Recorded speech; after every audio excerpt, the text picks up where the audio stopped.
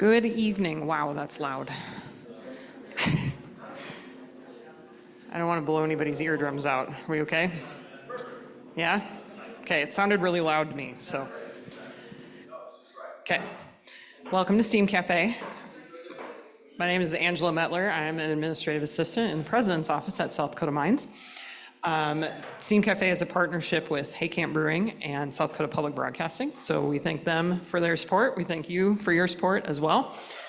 We do broadcast each STEAM Café on Zoom. So if anyone is attending on Zoom, I'd like to thank them for attending. At the very end, we'll do a question and answer with our presenters. So if you're attending online and you have a question, you can type it into the Q&A or into the chat box, and we will get it answered live. So without further ado, tonight's presenters, Dr. Christy Tidwell and Dr. Matthew Whitehead.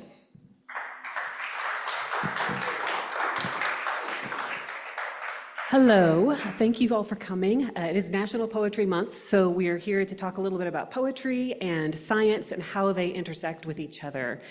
I'll say a little bit more about who we are first.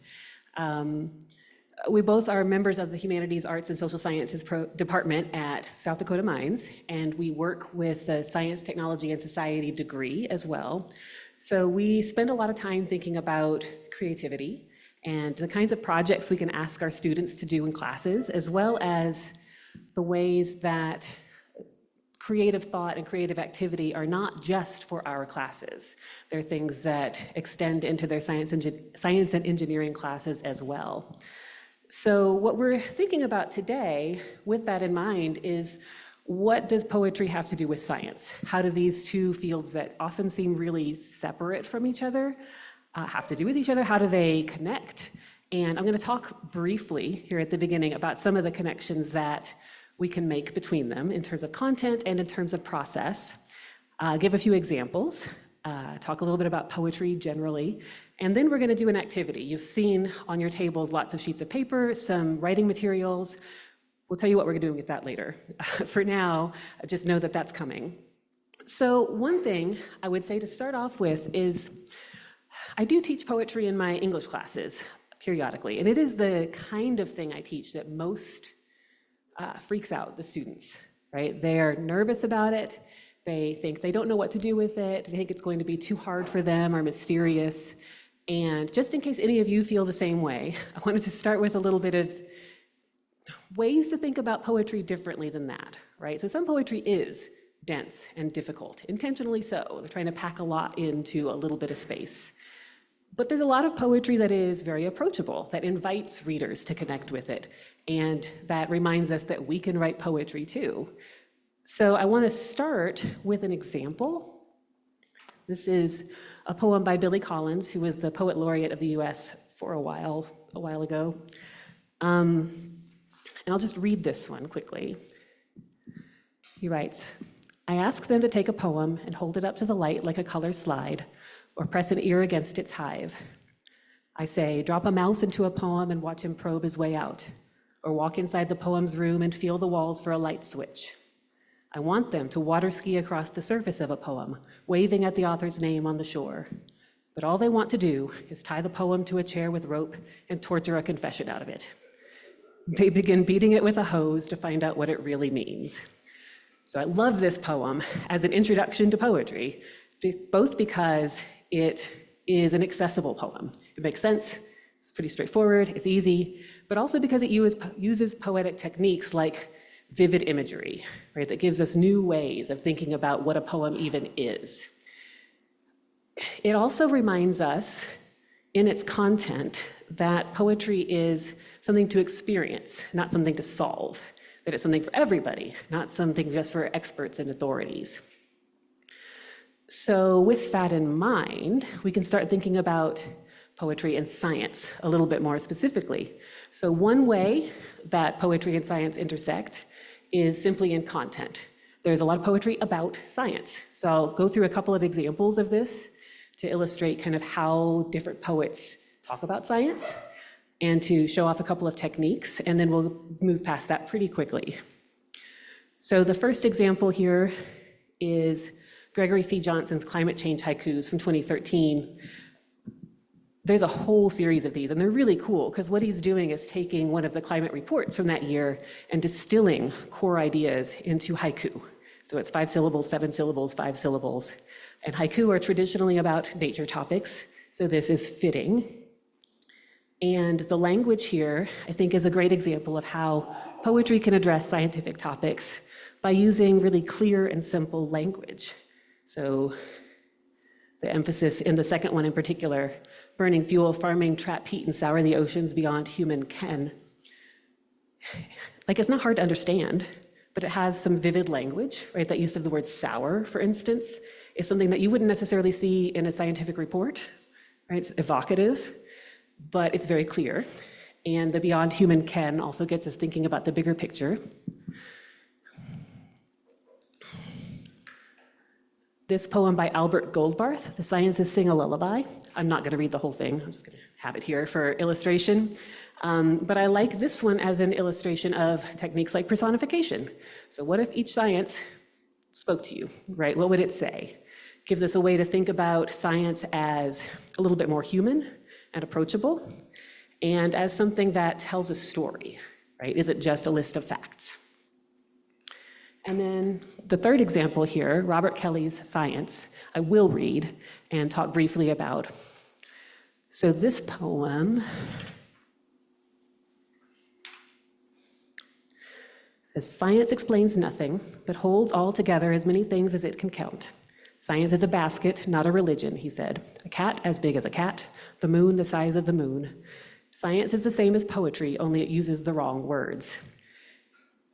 A little judgy, maybe, in the end, but I love these last two lines as a reminder that science and poetry are working towards the same goals, right? They're ways of looking at what's in the world, observing the detail in the world, trying to understand it, and trying to communicate what you have understood, right? So science and poetry may be the same in some ways, but different in the kinds of things that they produce. And I think as we keep that in mind, we can think about ways to value both and to look for connections between both instead of seeing them separately.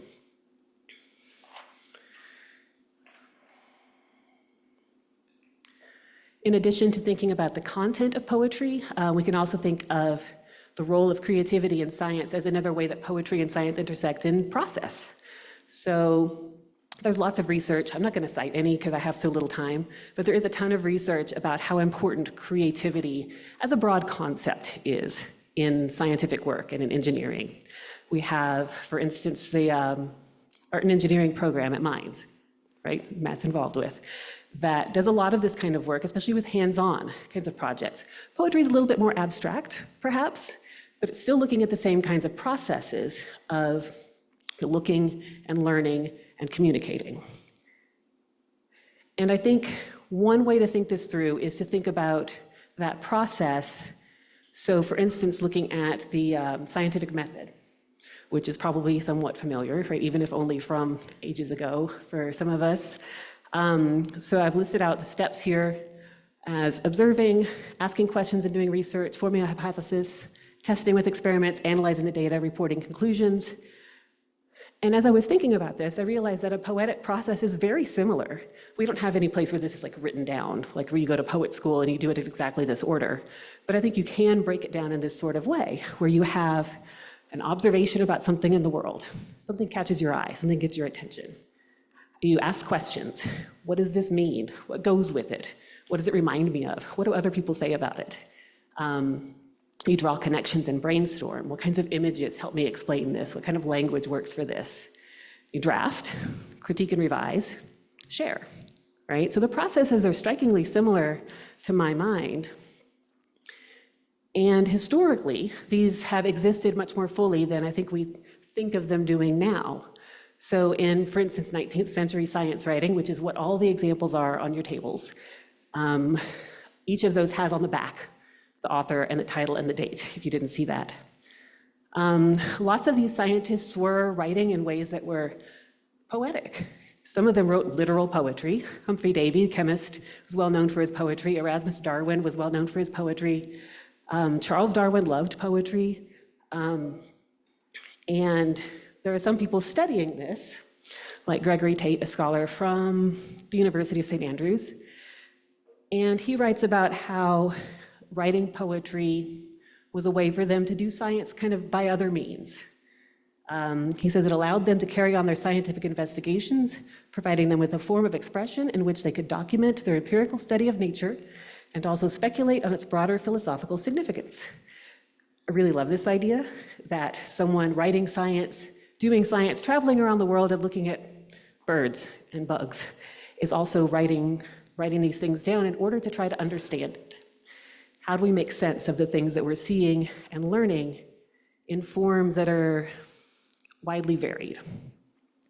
I have the images here from Darwin's Galapagos finches and these insect studies from Maria Sibylla Marion to illustrate that scientists are often doing other forms of art as well. Before cameras, you had to draw what you found, right? So this is historically a connection that we would have seen a lot of, and it's only relatively recently that we're more invested in the difference between the two. Last note about this, and then I'm almost done talking. Last note about this, one thing I think is really great with the images is that we can see that they both have such wonderful detail. They're accurate and precise, but also very aesthetically pleasing and beautiful, and that you can have both at once. So what we're going to do from here is actually shift into an activity where you will be doing some things with blackout poetry or erasure poetry, which is a form of poetry where you take a sheet of paper that's already written on, and you find what you want to say within that. Find some clarity by removing the things that you don't need in a way that feels to me very much like a scientific sort of process in some ways. So I'm going to hand it over to Matt to talk a little bit about what we're going to do. All right, yeah. I'm Matt Whitehead. And I guess I should say I teach the art classes on School of Mines campus. And I am just gonna talk to you about the activity that we're gonna do today. Usually when I present this to my classes, I'm pretty vague about how much I give students. I think that you can go about this however you want, but I can just tell you my process. Is it squeaking? Should I move? Okay, sorry. In my process, I don't like to read the reading or the writing. I like to just look for words that catch my eye or that I'm interested in, and then try to start to arrange those in a way that fits some form that I am going for. I would encourage you to start looking at the words on the page and circling words that interest you, and then maybe that will help you develop a narrative there. When I tell this to my students, they all look at me pretty blankly and they seem confused and they kind of don't seem like they want to do it. But then once they start working, it really starts to flow. What I love about this project is that everyone starts, at least in my classes, everyone starts with the same single page, but everyone's writing is completely different. And I really think that's interesting. We're all given the same vocabulary, the same words, and we approach them differently. And that's kind of what poetry is, right, I guess. I don't know what else to say. You should have, there's probably not enough supplies on the table, so you might have to share.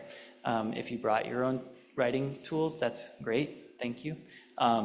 If you need anything while you're working, just get one of our attention. And at the end, there will be an opportunity, if you want to, an opportunity to read what you ended up writing. We also have some examples, so we can share those with you as well. Anything else? That's all. Thank you. So, what do I do with this?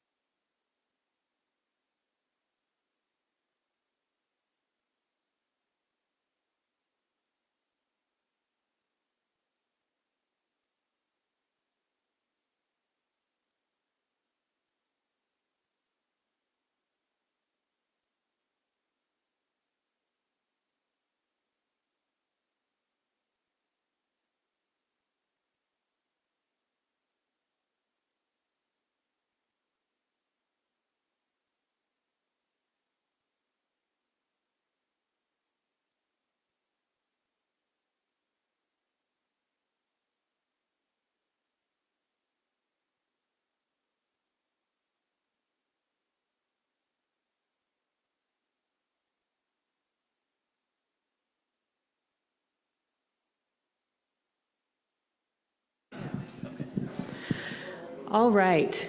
Circulating, it looks like most people are done or near done. So what we'd like to do is, invite anyone who would like to share a version of share their poem, and you can easily read it yourself. We have a microphone ready to go around, or ask someone else to read it. And then after a little bit of that, we might see if anyone has any questions or comments. No, does anyone want to read a poem? Excellent, okay. Yes, the brave one. Skeleton. Whoa, okay. Guess don't project, huh? Skeleton, sharp peaks and rugged indentations strike the eye, are proofs of the violent. Different from the rounded mountains and hills, they were quietly deposited by the sea. The valleys, those gently sloping sides, indicate the beds. They widen and contract. Shattered strata, these valleys expose. They do not correspond, concealed. Very cool. Way better than mine. Which text was that from, really quickly? Do you know? Oh, yeah, it was the Theory of the Earth. Okay, yeah. I have the same one because I can read it. The others, the print is too small. Quietly, the skeleton rocks. It faces one situation. His is better than mine.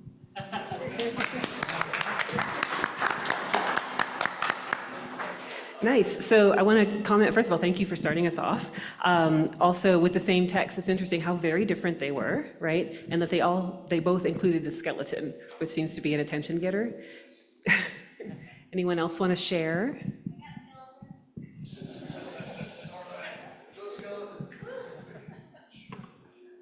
I didn't name a title though, but Skeleton, Framework of Violent Respect, sloping with salient angles indicate as it expands in and on the large portions in the declivity to be concealed.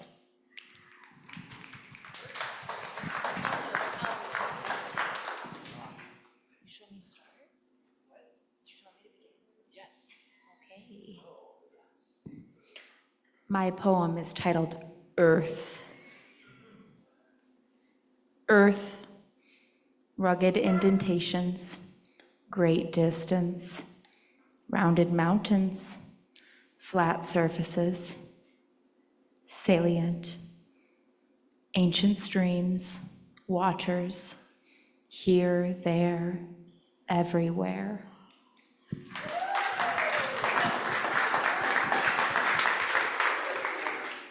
So far, it seems like everyone's coming from the same text.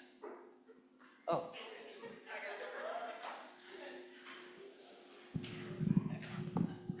So I might be an overachiever and I did all three, but we're actually going to read off of the one from Charles Darwin. So my husband and I both have a poem for this one. We'll ask about psychoanalyzing afterwards. Okay, so this is my poem on the Charles Darwin one. The very top of it says conclusion, if you're wondering which one it is. I don't have a title for it. Chemical composition, germinal vesicles, cellular structure, growth and reproduction. Primordial form, life was first breathed. So that was mine. And now, from the same document, my husband's poem, also no title. Trifling poison, primordial monstrous growths, incessantly haunted by shadowy doubt, endless disputes, nevertheless entertained. Hard to believe those two came from the same document, but they did. When I was brainstorming for this, I actually used that one too, and I came up with animals have monstrous life, revolution will be haunted relief, which use almost entirely different words from yours. Bryce, did you have your hand up? Yeah.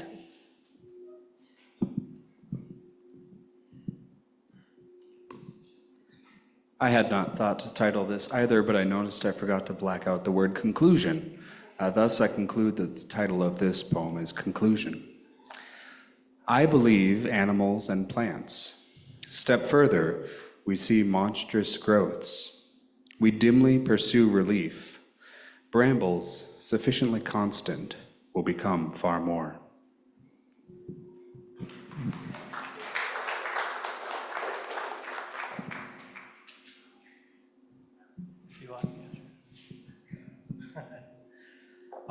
This is titled Conclusion, Chap.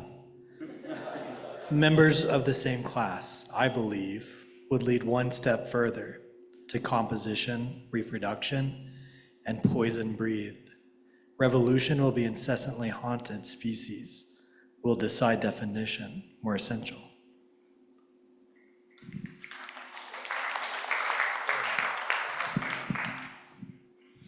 So I don't have conclusions or skeletons, so this might be just a new page. When bodies contact, radiant, sensations, repulsion fluid, cohesion in lines, perhaps all expand equally. Bodies, motions, radiant.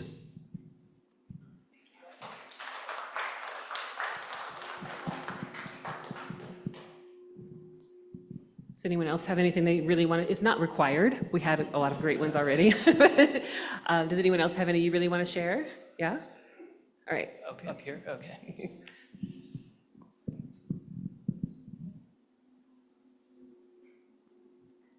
I didn't go in order. I skipped around on the theory of Earth. Rough framework of form masses, many rugged, violent in manner, alternately contract and expand, traverse the shattered strata, obliquely approaching the situation.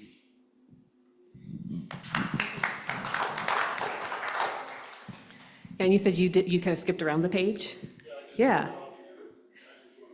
Yeah, that's fine. Like one of the things we talked about after we gave the instructions was that sometimes that's an option, is like to just choose words from the page and reconstruct entirely. And another way is to just go down the page and see what arises.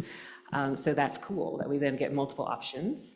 At this point, if anyone else has ones you want to share, that's amazing. Also, we can talk a little bit more about big ideas if anyone has questions or comments about the kind of ideas from the opening about the relationships between science and creativity and poetry. Either way. Any more poems, any questions, any comments?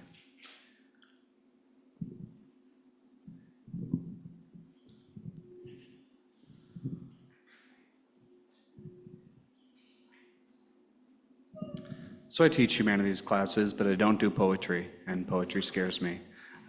So I'm curious, why do you think it is that something like this style of poetry is more accessible than maybe other composition processes you would do, right? You had a lot of options in terms of how do we make people in this room write poems, and you chose this one. Yeah, what I would say about that is, I think one of the things that's frightening about writing poetry is that it seems, if you're starting with a blank page, like there's so many options, right? How do you even know which ideas to start with? And once you've got an idea, which words do you choose? And then what form do you choose? And this gives you words already there. You have a constraint where I think the more you can add, especially if you're trying to get over a kind of anxiety about something, the more you can add constraints that say, look, this is all I've got to work with. And maybe even, I've only got 15 minutes, right? It's a little easier to just do, right? And then once you've just done, it's easier to maybe refine it and do a little bit more. So that's, for me, the core thing is you've only got, the 100 words or 200, whatever it is on a page. And it's really hard to mess that up, right? Because you all have a core concept of like how English works. So you're not going to put something together that's total nonsense. The things that you put together that even are a little bit stretching it, poetry's got room for that, right? No, I think that makes sense. I mean, it's like when you're given a blank canvas, it's hard to get started on a painting. But if you have like some splatters or some lines on there, you can turn it into something. Yep, Kurt. Can you go back to the slide that compares and contrasts poetry and science? There you go. So I don't think we really observed something about the world. We took the the words that were on paper. Yeah, it's a little different with this form, right? Where what you're observing is maybe not the world out there, but what's on the page, right? So, but that gave us something to work with, observe something about the world. I think I could have framed a haiku from, well, using those words, some of those words, and I would have to, construct it differently in order to get 575. But then, with that limitation on the language, I think I could write something better than, it didn't have all the right words here. Yeah, that's the flip side of the constraint, right? So if you have an idea of what you want to say, that constraint might not be helpful anymore, right? Yeah. Matt did write a haiku with one of his blackout poems. Yeah. Do you want to hear my haiku? I don't? Oh, okay. What one is this from? Davy, 1812. Proof of belonging, usually thrown off by observations made. That's a haiku, right?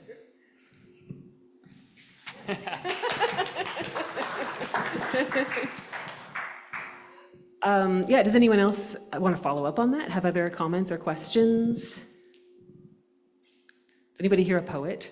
Actually, I should have asked that at the beginning. Does anyone here consider themselves a poet? 'Cause I don't, actually. I saw a hand. You had your hand up for? I was just going to say, since we're on science and poetry, are you running into any AI-generated poems in your classes? I don't know. I haven't had writing poetry is not a huge part of my classes. And what you do with it is this, right? So Yeah. you can't AI generate this, really. And my approach to AI generated work so far has been to just try to get to know my students and what they can do and talk to them a lot. And so for the students who are willing to engage in that with me, I don't see a lot of that because they're working with me on things. And for the students who won't, I can't tell.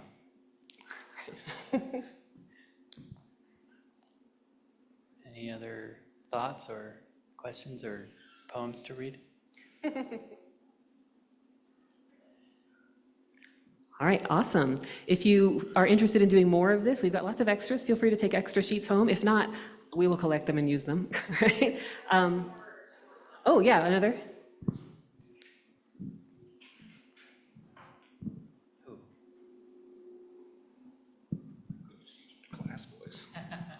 So just as an addendum or a connection here, there's an entire tradition in mathematics called Vedic mathematics. And they're some of the early forerunners of calculus. There's a lot of algebra that's done there. But all of those math textbooks, all of the results, all of the processes are written in the form of poems. They're poems from beginning to end.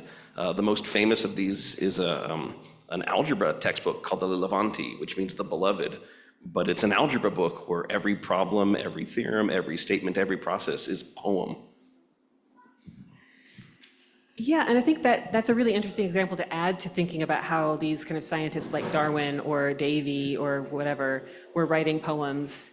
Because I think it's also easy for us to forget how common poetry was for a long time. It was just what people did, and people learned poems as a way to remember things, as a memory aid as well. So yeah, that's a cool example.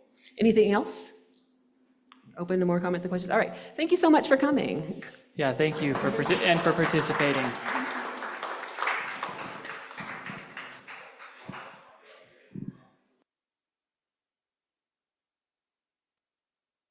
Sorry, I have to turn away. Yeah, no worries.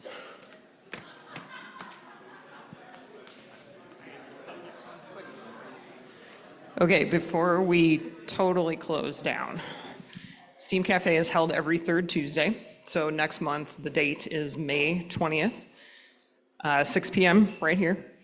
And May's presenter is Marty Two Bulls Jr., who is an artist and a Rapid City native. He spent 2024 as the artist in residence at the Sanford Underground Research Facility, and he created a whole exhibit, which is actually on campus right now in the Apex Gallery on campus. So if you want to check it out and then come to STEAM Cafe next month, you'll know exactly what he's talking about. So again, May 20th, 6 p.m. right here. Hope to see you next month.